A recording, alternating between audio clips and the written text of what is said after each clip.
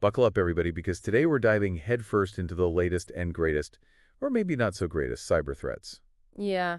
Greatest might not be the right word, but definitely the most pressing ones. Right. And we've got a mountain of intel reports and research papers to sit through. Even some whispers from the dark corners of the web. Oh, yeah, gotta love those. It's shaping up to be a pretty wild ride, let me tell you. No kidding. The threat landscape is evolving faster than ever. It's like trying to hit a moving target, but the target is also shooting back. And it's got like a million arms, right? So let's start with what could be the biggest game changer coming down the pipeline, quantum computing. Ah, yes, the quantum realm. Sounds like science fiction. Yeah, totally.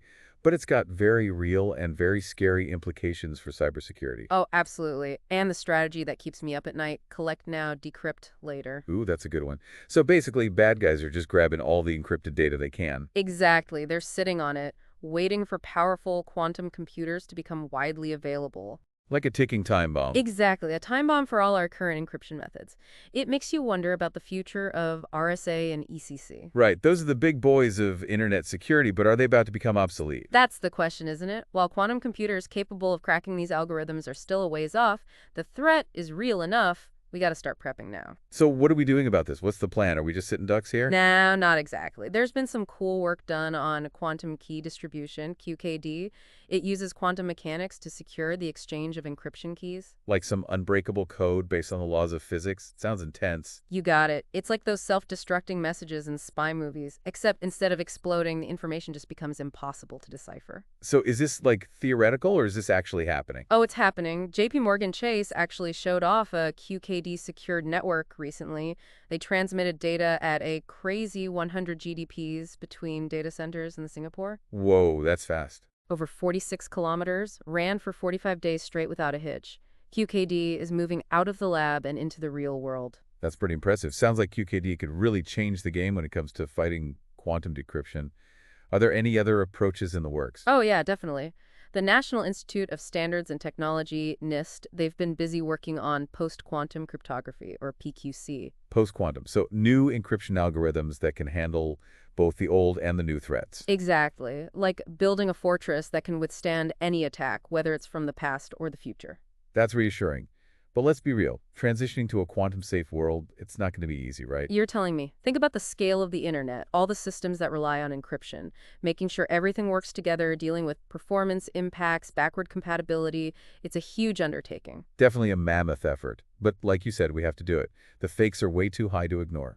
Couldn't agree more. But hey, while we're all getting ready for the quantum apocalypse, let's not forget about the good old-fashioned threats that are already here. Oh yeah, the classics, like ransomware, which seems to be back with a vengeance. You'd think with all the crackdowns on these big ransomware gangs, things would be quieting down. You'd think so, right? But nope. Ransomware attacks are actually up by 3% this year. So what happened? Did the takedowns just create a power vacuum? Pretty much. It's a classic case of supply and demand. With the big players out of the picture, there's a lot of room for new affiliates to step in. And the operators are probably sweetening the deal to attract talent, right? Exactly. More generous terms, better support, the whole 9 yards. It's a competitive market out there. One group we've got our eye on is Ransom Hub. Ransom Hub, huh? What makes them so special? Well, there's a suspicion they might be connected to the leaked source code of the Knight ransomware. So they're like recycling old code, giving it a new coat of paint, and calling it a day. Not exactly. They're taking something that was considered obsolete and turning it into a real weapon. So they're innovating, taking old tricks and refining them. Exactly. And they're climbing the ranks fast. They're aggressively exploiting known vulnerabilities like Zero Gone and Citrix Bleed. Sounds like they're not messing around. Nope. And they're all masters of living off the land, using legit tools like Atara and Splashtop for remote access and NetScan for reconnaissance. So they're blending in, hiding in plain sight. Exactly. It's a reminder that even with all the fancy security tech we have, basic cyber hygiene is still crucial. Speaking of vigilance, what about Lockbit? They took a bit of a hit last year, right? Oh yeah, they definitely felt the heat from law enforcement. But even with their alleged ringleader indicted, they're not out of the game. Really? So they're still active? Oh yeah, in fact, they've been promoting Locked It 4.0. Lockbit 4.0 sounds like an upgrade. Oh, it is. More potent, more evasive. They're not giving up without a fight. The cat and mouse game continues. It always does. But it's not just Lockbit and Ransom Hub we need to worry about. What about Stinkbug and their Cliffelin ransomware? I hear they're targeting a whole range of platforms. You're right. Cliffelin is a real multi-platform threat. We've seen it targeting Windows, Linux, even VMware ESXi systems. Their attack on those hospitals in London was pretty scary. Disrupting critical services like that is a whole new level of messed up. It really shows how indiscriminate these attacks can be. No one is immune, and the technical sophistication of Quisling is nothing to scoff at. They're using advanced encryption, evasion tactics to disable security processes, even data destruction capabilities.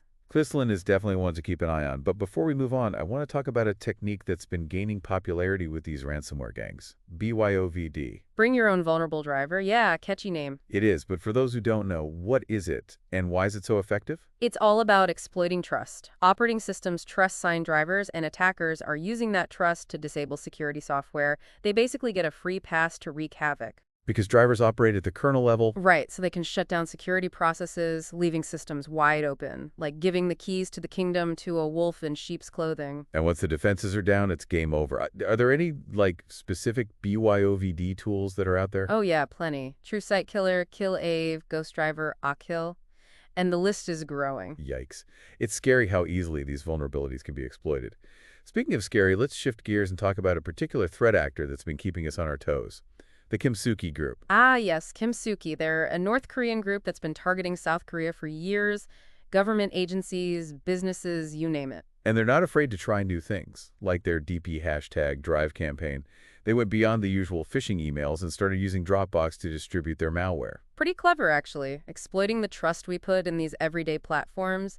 They were hiding in plain sight, disguising malicious files as work logs, insurance documents, even crypto stuff. So even Dropbox can be weaponized. Makes you think twice about what you click on. What happened when someone downloaded one of those files? The initial file was a zipped shortcut file, sneaky way to bypass security checks. Once executed, it would gather system data and download more payloads using PowerShell and .NET scripts. A multi-stage attack. Classic espionage tactics. Exactly. And while their main focus seems to be espionage, they're not above a little financial gain. They've been targeting cryptocurrency users. So they're diversifying their portfolio. Always good to have multiple revenue streams, right? Seems to be their philosophy, but Kimsuky isn't just one group. It's actually 5 interconnected groups, each with their own targets and tactics. Like a cybercrime syndicate. A well-oiled machine. Exactly. And speaking of intricate attacks, have you heard about this new ransomware tactic using Amazon S3's server-side encryption? I saw something about that. Sounds pretty technical. It is. Attackers are exploiting a feature called server-side encryption with customer-provided keys. SSCC for short. It basically lets users manage their own encryption keys instead of relying on AWS. So like giving someone the keys to your house and saying, come on in, make yourself at home. That's one way to put it. The problem is, if an attacker gets hold of compromised credentials with the right permissions, they can encrypt your data and hold it hostage. Because they have the decryption keys. Yep, you're at their mercy. The folks at Elastic Security Labs did a great job breaking down this attack. It all starts with compromised credentials. Then they use Python scripts and some clever tricks to encrypt the data and set deletion policies. Hold on, what about those SIG-v4 signatures I keep hearing about? Think of it like a digital signature that verifies a request. Attackers are forging these signatures to make the system think their malicious requests are legit. So they're faking a digital passport to sneak in. You got it. And what's really scary is that this attack relies on compromised credentials, not public S3 buckets. So even organizations with seemingly secure configurations could be vulnerable. Sounds like a disaster waiting to happen. What can security teams do to spot this kind of attack? Be on the lookout for unusual S3 activities, specifically POOT-to-object requests with a suspicious XMZ server-side encryption customer algorithm header. That's a red flag that SSCC is being used. Tools like Elasticstack can be really helpful for analyzing logs and spotting those patterns. So proactive monitoring is key. Absolutely, but vigilance is just one part of the equation. Organizations need strong credential management, regular security audits, and a solid incident response plan. It's a multi-layered approach. Well said. On that note, let's talk about a new ransomware group that's making a name for itself. BlackLock. They're doing something pretty unusual. They're building their own malware. BlackLock is an interesting case. They're bucking the trend of using leaked builders and going for a custom approach. It makes analysis and response a lot harder. Like trying to crack a code without the key. Exactly. It shows a level of ambition and technical expertise that sets them apart. And they're not limiting themselves to Windows. They've also been seen targeting VMware, ESXi, and Linux, though their Linux variant seems a bit less polished. So they're covering their bases. Yep. And to make things even more interesting, they've got their own custom leak site. It's designed to make it harder for victims to understand the full scope of the breach. Adding insult to injury, BlackLock is definitely one to watch. Their rapid growth and sophisticated tactics are concerning. Speaking of concerning, we need to talk about ShadowPad. That modular malware family linked to Chinese threat actors, APT41 and its offshoots. They've been on the radar for a while, but there's been some strange activity lately. Shadowpad's been a player in the cyber espionage game for a long time, going back to that NetSuram supply chain attack in 2017. They've mainly been focused on espionage, stealing sensitive information.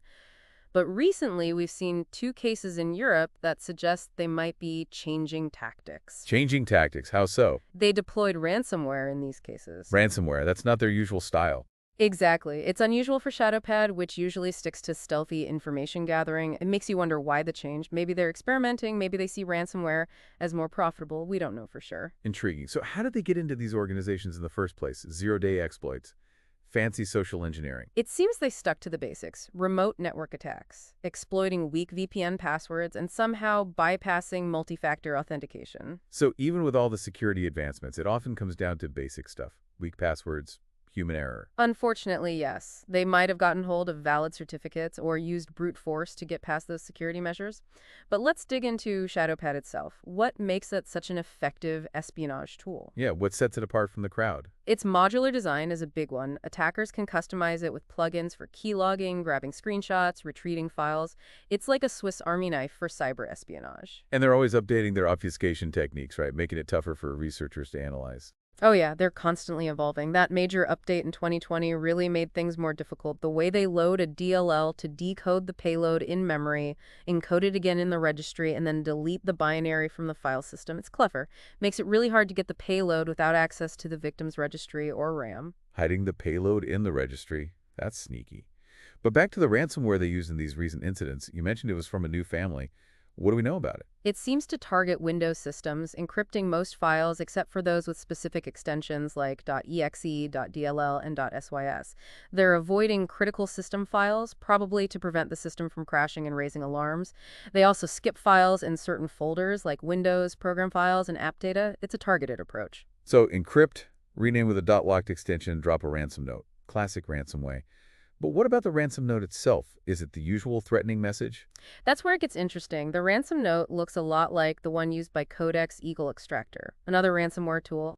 Are they trying to throw researchers off the scent, make it look like a different group? It's possible. The notes are very similar, but the encryption algorithm is different from Codex. It seems like a deliberate attempt to misdirect. Playing mind games with the security researchers. So aside from Shadowpad and this mystery ransomware, what else were they using? Any common hacking tools? We saw them using Cobalt Strike for post-exploitation stuff, Impacket for network manipulation, and techniques for dumping Active Directory databases, probably for offline password cracking. They've got a whole toolkit. Well equipped. And unfortunately, their infrastructure is still mostly a mystery. We've only found one CNC domain for Shadowpad. After that, the trail goes cold. It just goes to show, even with sophisticated analysis, we don't have all the answers. The cyber threat world is full of unknowns. All right, welcome back to the deep dive. We've been talking about some pretty intense stuff so far. Quantum computing, ransomware, espionage, oh my. It's a jungle out there in cyberspace, but we're not done yet. We got to talk about malware, phishing, social engineering, all that good stuff. The bread and butter of cybercrime. Exactly. So what's new in the world of digital deception? What trends are you seeing? Well, phishing attacks are getting more sophisticated. We're not talking about those clunky emails anymore, the ones with the bad grammar and the obvious scams. Yeah, those are almost a relief to see these days. At least you know what you're dealing with. Right. But now we're seeing highly targeted and personalized phishing attacks. Attackers are using social engineering to create a sense of urgency or trust. They're doing their homework. So they're researching their targets, figuring out what makes them tick. Exactly. They might use info from social media or data breaches to create super convincing emails. It's hard to tell them apart from the real deal. I've even heard of AI being used to generate fake voice messages and deepfakes. Oh yeah, AI is a game changer for phishing. It lets attackers scale up their operations and personalize those attacks, making them way more effective. Like they're using our own tech against us. Pretty much, but it's not just phishing that's getting a mouth over. Malware is also evolving. We're seeing more malware that's designed to evade detection. Like stealth mode malware? Exactly. Think fileless execution. The malicious code doesn't actually live on the hard drive. It runs entirely in memory. So it's like a ghost. Leaves no trace behind. You got it. Makes it a lot tougher for antivirus software to catch. And forensic investigators, they'll be pulling their hair out. Not fun. What else? Encryption is another big one. A malware is using encryption to hide its activity, like wrapping itself in a digital cloak. Invisible to the naked eye. Sneaky. And then there's process hollowing. Process what now? Process hollowing. It's when malware injects its code into a legitimate process so it can hide in plain sight. Like a parasite hitching a ride on a healthy cell. Perfect analogy. And here's the kicker. We're seeing more malware that's specifically targeting critical infrastructure. Now we're talking serious stuff.